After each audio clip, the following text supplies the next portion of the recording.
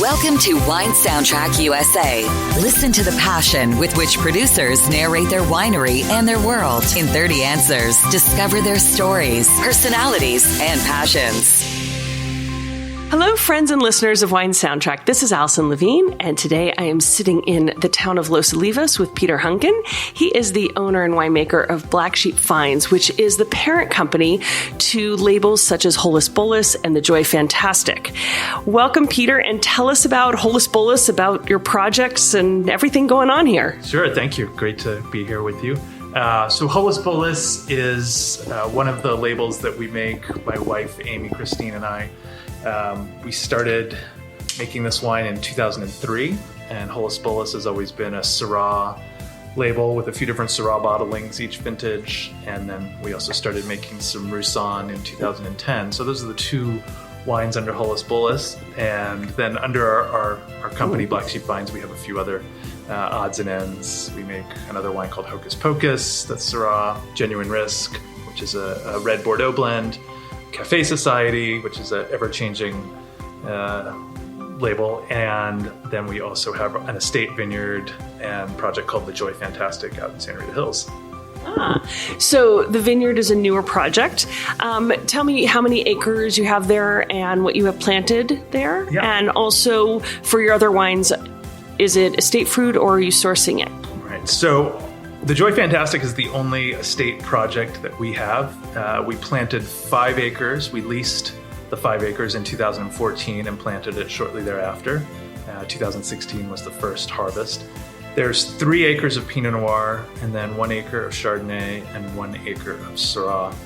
And it's at the far western edge of Rita Hills in Sweeney Canyon. So we're right over Fess Parker West is there, Domaine de la Côte. We're all on the Hayes family ranch. The Hayes family has leased out different parcels of land to a number of different wineries.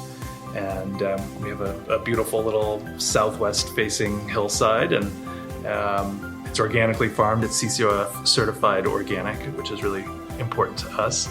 And it's a special little part of Rita Hills. And then in addition to that, we still continue to buy grapes for our other labels for Holus Bolus and Hocus Pocus, and those are with other growers in Rita Hills, San Ynez Valley, and Santa Maria Valley. And what is your total case production? We're around 2,500 cases, give or take, depending on the vintage and the yields. It's big enough that it's a business, but it's small enough that we can manage it ourselves. You know, when it's not harvest, I'm just working in the winery by myself. Sometimes Amy's there to help me, but we can have it as what I like to think of as a relatively small project, and that we don't have to have a bunch of other people employed to work on it. Right. And where are your wines available? Just in the tasting room, or can we find them other places? Yeah, we've historically been very heavy in the wholesale market. That's just sort of the way our lives and brands evolved. Amy also sells wine for Kermit Lynch Imports. Before that, she worked for Veritas Imports. So we've been kind of in the wholesale world for a long time. So they're sold throughout California. Revel is our wine broker in California. And then we're in a handful of states outside of California: New York, New Jersey, Tennessee, Georgia. And then we're also in a handful of other countries in Europe. Norway, we were previously in Sweden. We're in the UK, France, and Belgium, which is fun. Wow. To go over there and see the wines. But and then we do have a tasting room where we're sitting today in the town of Los Olivos, and we just opened that about 2 months ago. And that was sort of born out of a desire to have a greater connection to our customers. And so we've been looking for over a year for the right space, and finally something came around, and we're really excited to have a little space in Los Olivos, because it's a great little community here, and it's a lot of people coming here to learn about wine. Wow, that's great. So what is your first memory relevant to wine? Probably my first earliest memory is wine was not a huge part of our lives growing up, but I do always remember my mom would have a bottle of Chardonnay in the fridge that she probably drank over 3 days or something. And so I always sort of remember the half empty bottle and sort of that smell of the Chardonnay, or maybe it was, her wine glass from the night before. You could smell the sort of dried, leftover Chardonnay or whatever, and just sort of that smell. That wasn't hugely informative, but when I think back, that's the earliest memory I have. I don't think I really drank wine until I spent a semester in Spain in college in the town of San Sebastian, which is a great food and wine place. I was 19. I didn't know much about anything, but particularly about food and wine. But the apartment that I lived in, on the ground level, there was a bar, and we could go down there and buy liter bottles of red wine for $2 or something. So that was kind of in our budget. And so that was the first time really started to, drink wine as a beverage. Again, not learning about it, not really researching, but just, hey, this is something that was affordable, that was, different than drinking beer. And, so that was sort of the first exposure. What was sort of that aha moment wine? Do you remember what it was that sort of either you had already decided to be in the industry, or maybe it's what kind of turned you onto it, or to this place, or to a grape? Was there a particular wine, an aha moment? And if so, what was that occasion? My very first job in the wine industry was in 1997, working at Santa Barbara Winery in their tasting room. And I had moved to Santa Barbara. I had studied fine art in college, and so I was trying to work as a photographer, and I needed a job to help pay the bills. And so I literally answered an ad in the local paper, and didn't really know much or anything. I knew nothing about wine, and fortunately was hired there, and ended up working with what I consider some of the really great people in our wine industry here in Southern California. The assistant manager was Jim Knight, the Knight family owns the wine house in West LA. And Jim, to this day, is one of my oldest friends.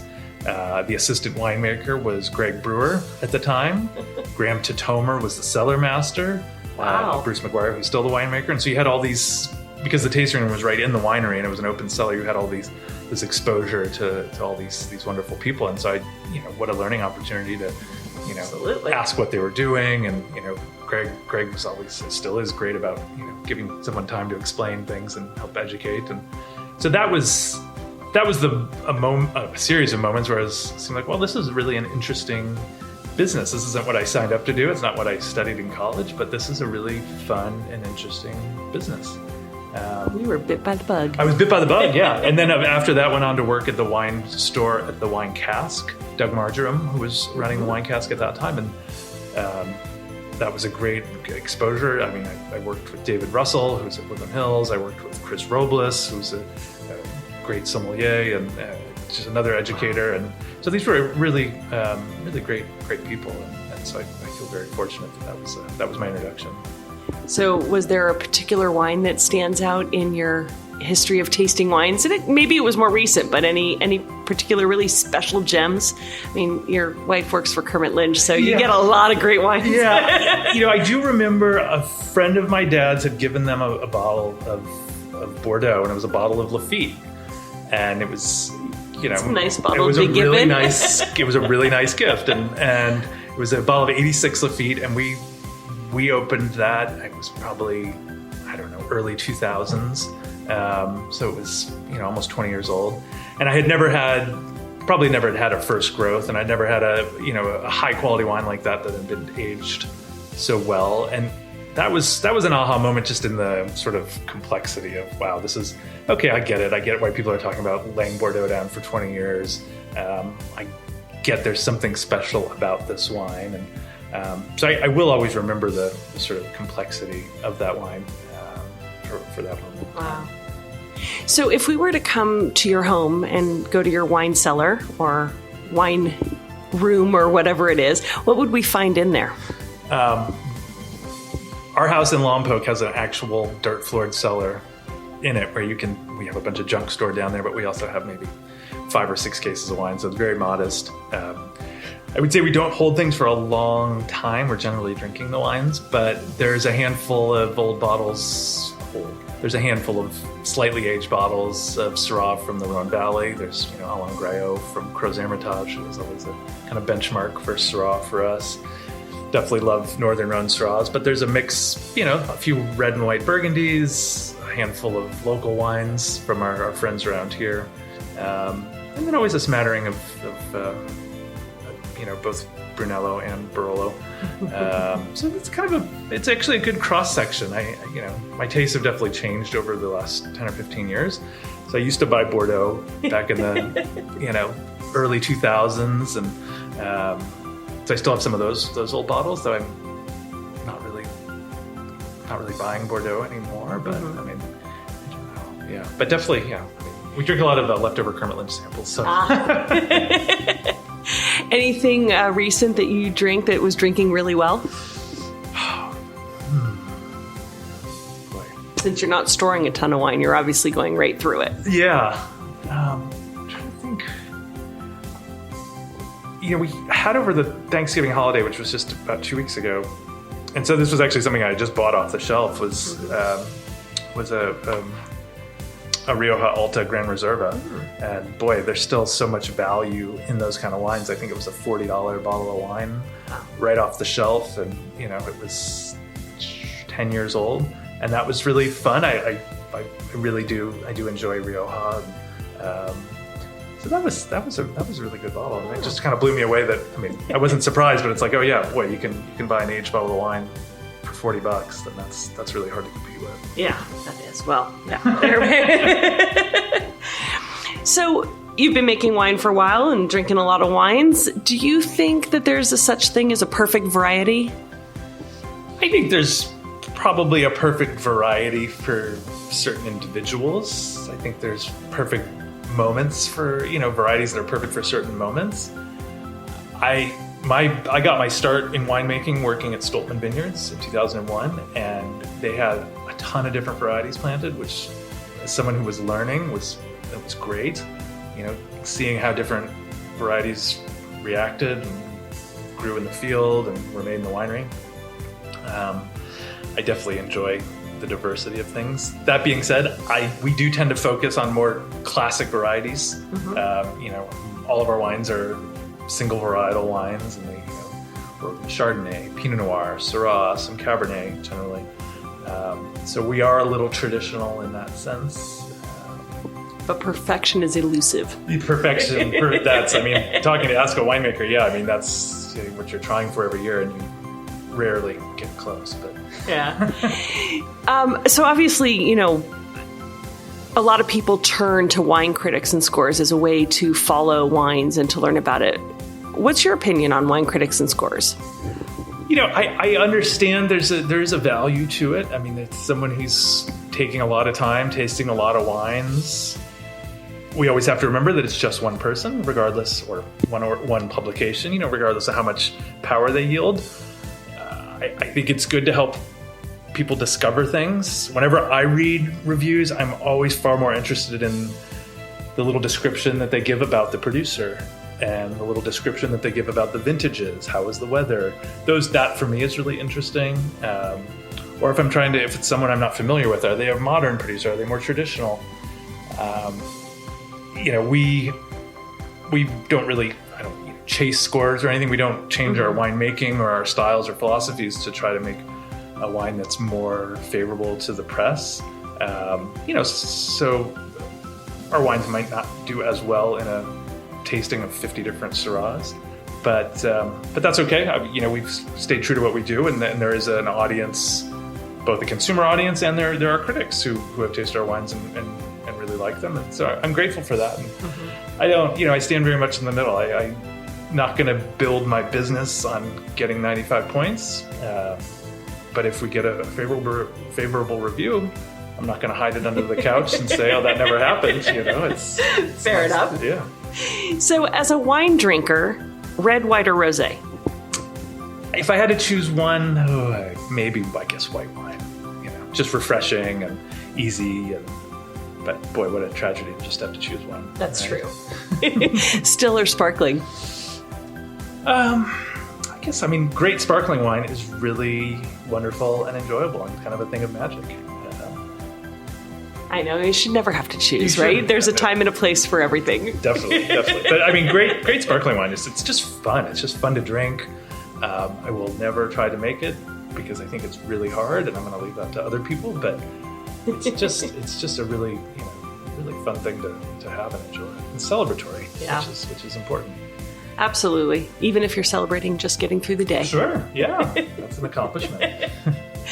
So when it comes to a meal and planning a meal, how do you approach food and wine pairing? Do you look at rules, or do you have a particular format that you follow? Yeah, I mean, I'm pretty loose and open. We are generally a vegetarian household, so that's, I don't know what that means, but it's, we're not doing like, we're having steak and Cabernet tonight, Right. But we definitely try to figure out what we're going to have for dinner first. And once that's rolling, then we'll try to figure out something that seems to make sense. I love making pizza dough at home, and we've been making a lot of pizza. So it's like, we're generally probably looking at maybe having something from Tuscany, and that just sort of is a nice classic pairing. But boy, champagne and burritos goes really well together. Really? And so, I mean, you gotta just be open to anything. Oh, champagne and burritos. Yeah, I recommend it. So, for someone who's never had the privilege of tasting your wines, or not yet, what do you think they're missing out on? I think there is an opportunity to taste something that's made very thoughtfully.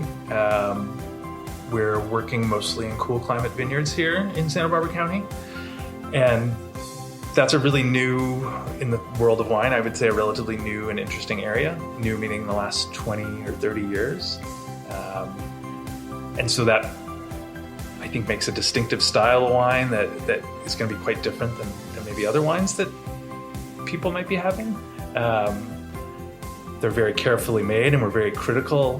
We're very hard on ourselves before we put something in the bottle. So if something isn't good enough, we're going to try to only put the best stuff in the bottle. But I think something really fun and enjoyable that comes from two people who are really trying to make something special. I mean, I don't want to bemoan like the artisanal sort of aspect of it, but it is. Everything is very handmade. Our tanks are all sort of human size, where you can look in them and punch them down or pump them over. It's not factory wine. It's something that two people are trying to create with the help of many other people, because it does take more than two people to make wine, I'll tell you that. Yes. So if space aliens were to land on your property, on your lovely little 5-acre vineyard, which of your wines would you want to present to them? I think I would want to present to them the Syrah that we grow there. Okay. I think it's the westernmost planting of Syrah in Santa Rita Hills, if not that a space alien would even care about that. But it's... You never know. Yeah, it's really distinctive in that it is, a full-bodied red wine in the sense that it's Syrah and deep in color, but it's got a lightness to it. We kind of joke that it's like a Syrah for Pinot Noir drinkers. There's lots of acidity to it. It's savory. It's very fresh. That I think if I'd never tasted wine before, that would strike me as something interesting and delicious and unique. And so, you've been working in this area for a while, and you're working with different vineyards and sourcing fruit, but now that you have your own vineyard, are you finding, what is sort of your take on vintage and vintage variation? Do you tend to see patterns of similarity, repetitious patterns, or real differences? I think out in our vineyard, because we are closer to the ocean, it doesn't get, when it gets warm, it doesn't get as warm there. I've actually been surprised in the 4 vintages that we've harvested how somewhat similar like the harvest dates are, even though the years have not been exactly the same. So that's been kind of interesting. I spend a lot more time in our vineyard because we do all the pruning and tying and kind of handwork ourselves. So there's a lot of hours that go in every year. So I'm much more in tune to what's going on out there, as opposed to a vineyard that I might visit, once every 2 or 3 weeks during the growing season. Yeah. But you're definitely watching. I'm watching the vintage a lot more carefully. I mean, with our own vineyard, just because it's, with Pinot Noir and Chardonnay, I feel like there is sort of a narrow window in which to harvest for the wines that we want to make. Mm-hmm. Syrah's a little more forgiving. With that time that you're spending in your vineyard, have you developed a sort of communication pattern? Do you talk to your vines as you're tying each one individually? I don't talk to them, but I feel incredibly close to that place. I feel like it is sort of, a big, beautiful garden that requires an immense amount of work every year. I always knew viticulture was a lot of work, but it's so much more than I expected. Not in just the sheer hours of it, but it's just like there's always something to do out there, aside from maybe this time of the year, where it's like maybe for the next 3 or 4 weeks we don't have anything to do. But yeah, I'm not talking to my barrels. But I spend a lot of time with them. I realized talking to other winemakers, I'm tasting my wines a lot. Some of them will say, "Oh yeah, I don't taste my barrels for 2 or 3 months at a time." And for me, it's maybe to a fault. I'm in there every 2 or 3 weeks tasting, just trying to wrap my head around things and see how things are going. And but I do love all the little vines like that.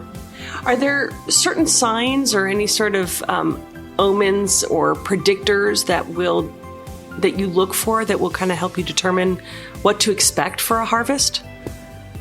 I don't know if there's any omens. I mean, there's certain signs we like to see during the year. Like here in California, obviously some years we don't get a lot of rain. Other years we get more than normal. We're always looking for a good amount of rain. That's important just for the overall health of the vineyard and replenishing the aquifers. And we're looking for that. We're also looking, another good omen is having a good cold winter.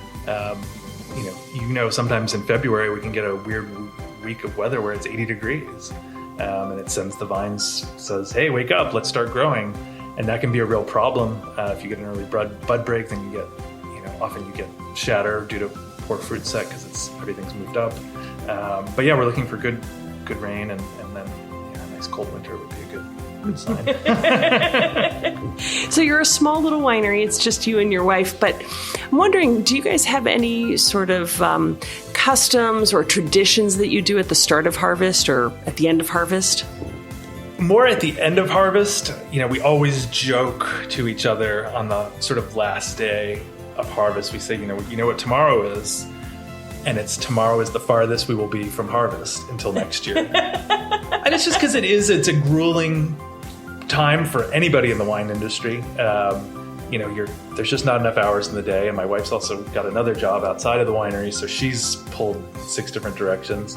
But there's that little joke, and then, we always drink something, definitely a bottle of champagne, just at that final final dinner at the end of harvest. You've got to celebrate having made it through, and everyone's all, And you're still talking to each other. Exactly.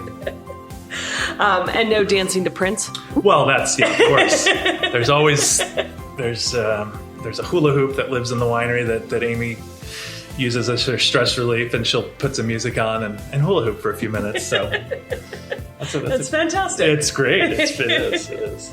So when you were a little boy, what did you want to be when you grew up?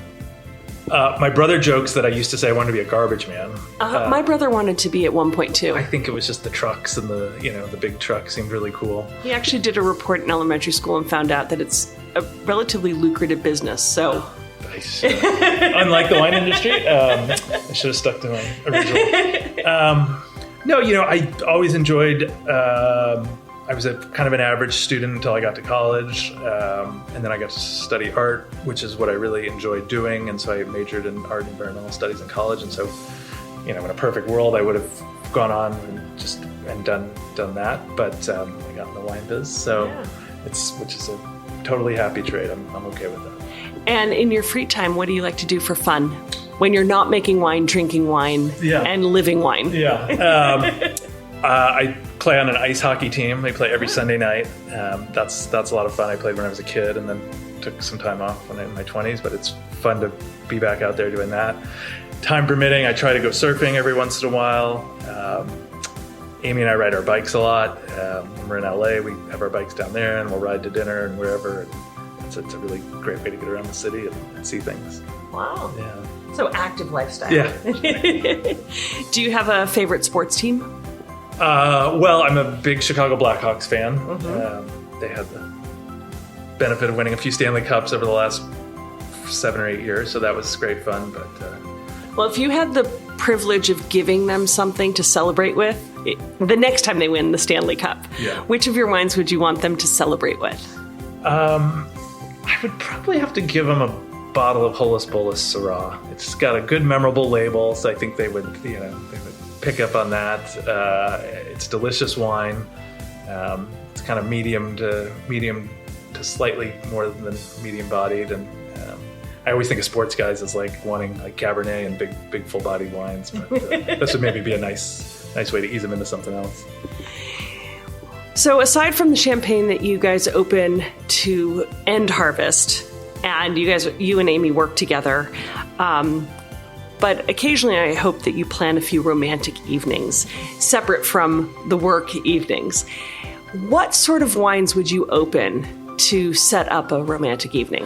What makes for a romantic evening in your home? A good bottle of Chablis. Mm-hmm. That's always a nice, safe place to start.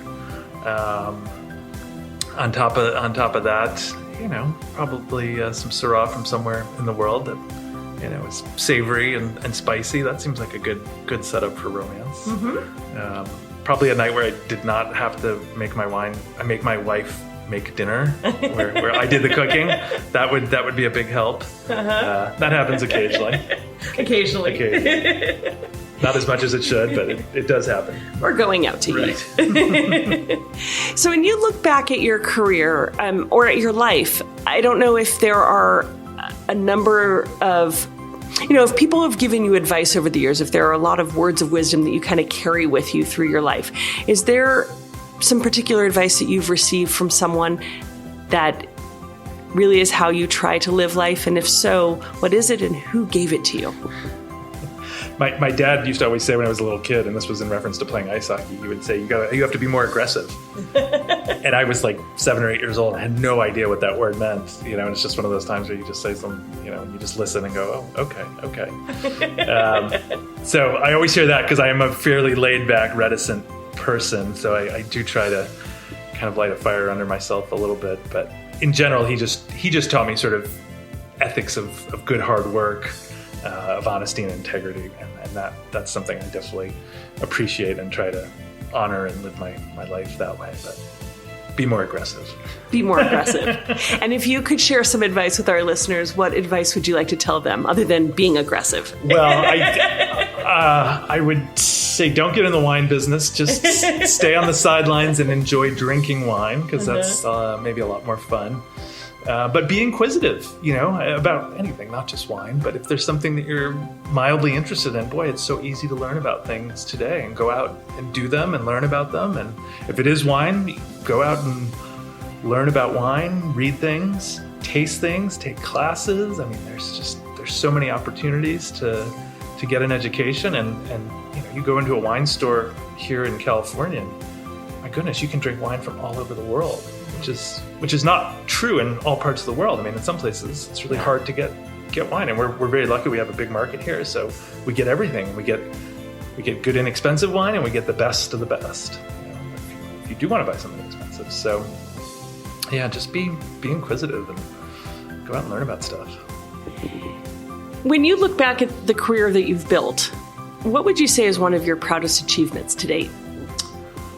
I think having survived through some lean years, and 2008, 9, 10, 11, those were kind of tough times when we were trying to just get our little brand up and running, and so I haven't worked anywhere else or for anyone else since 2008. So kind of having survived those 5 years where you're trying to get your business up and running, and I feel like we did a good job, and I'm grateful for all the support we got from people in the industry, people who bought our wine and drank our wine. And that got us to a point where we felt comfortable taking on something like leasing land and planting it. Mm-hmm. It's not something small wineries do in this part of the world because it's expensive and it's difficult and it's a big outlay of resources. But I'm really glad that we've been able to figure out with people's help how to do that and to make those wines, because I can't imagine what our lives would be like without having that little vineyard and that experience. It's been a great learning experience. really sort of the second chapter, I feel like, of our careers. Well, if you're only on the second chapter, it's pretty exciting what's coming later. Yeah. Hopefully you've got a multi-chapter book. Yeah, I didn't want to say it's the second half of our careers because I'm not quite ready to give that over yet. But yeah, no, I hope there's exciting things to come. I mean, I would expect so. I don't know if we'll plant anything else per se, but I'm certainly excited in the direction that our lives are heading and the quality of the wines and the style. And I think Santa Barbara County continues to improve. I mean, I just think back to 20 years ago when we started, and I think the wines have just gotten better and better as people are figuring out where to plant and what to plant and how to make the wines. And I really see it as an area that's on the uprise. Yeah. So when I want you to complete a sentence for me. A table without wine is like... Oh, a day without sunlight. I mean... As simple as that. You can have a day where it's cloudy and crummy all day, and you'll still get through the day, and it's fine, right? I mean, you can have dinner and not have any wine on the table. It's not the end of the world. I mean, we have sober nights in our house all the time. Sure.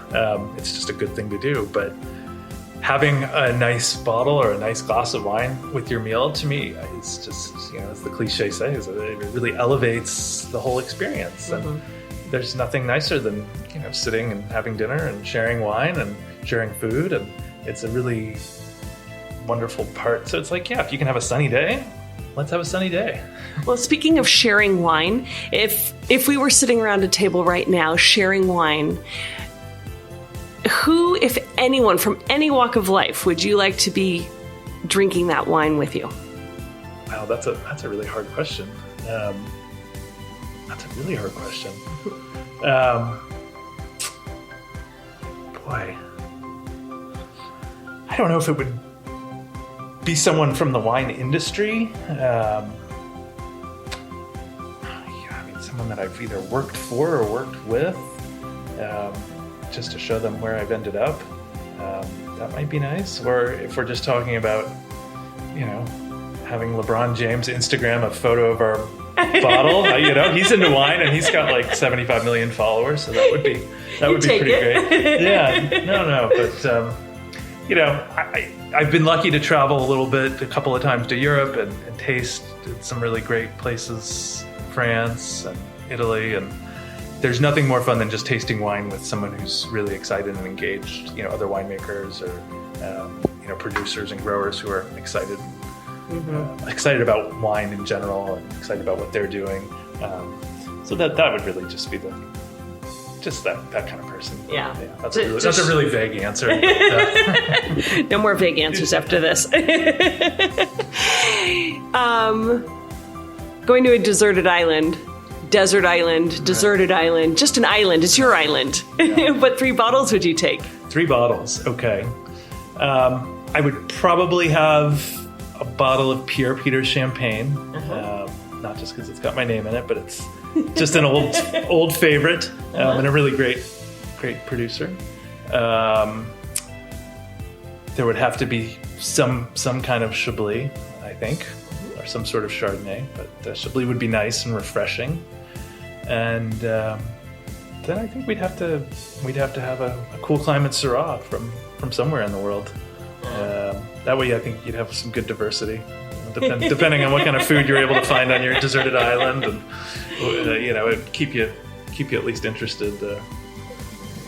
Well, now, you didn't give me specific brands, which is totally fine, but we usually play a little game where we like to pair wine and music. Either what something makes you, wine makes you feel a certain way and music makes you feel a certain way. So what songs, genres, artists do wines make you think of? Right. So I'm going to jump back to your wines.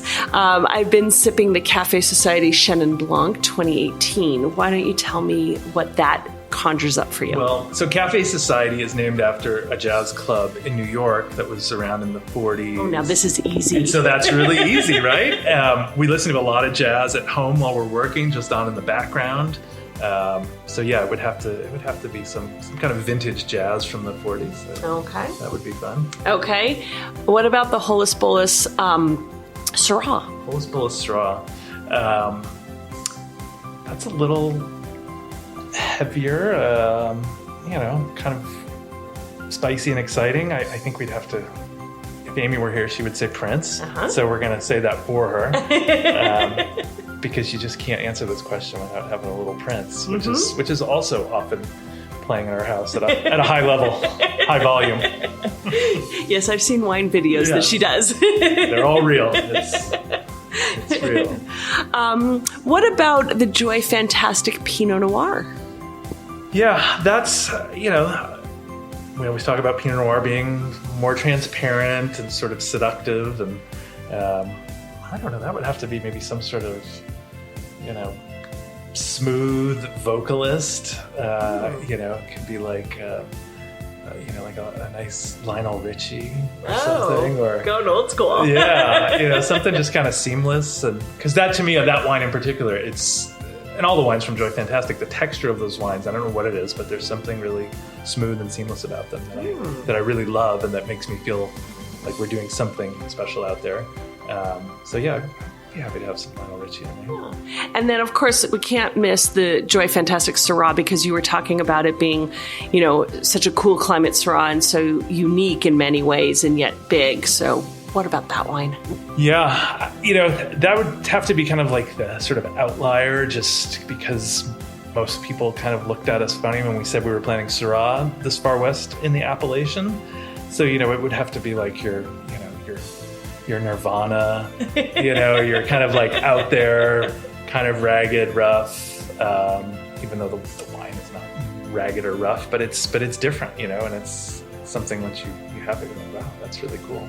I love it. Good job. I mean, you've got a variety of wines and styles, and you throw out a variety of music. So I did my best there, yeah. So tell me, when you look at your bucket list of wine regions, what's at the top of your list of where you want to go next? Yeah, so we've never been to the Southern Hemisphere. Would love to go to Australia and New Zealand. It's a big, that's a big trip just because it's a long way away and it's a huge area that you're talking about.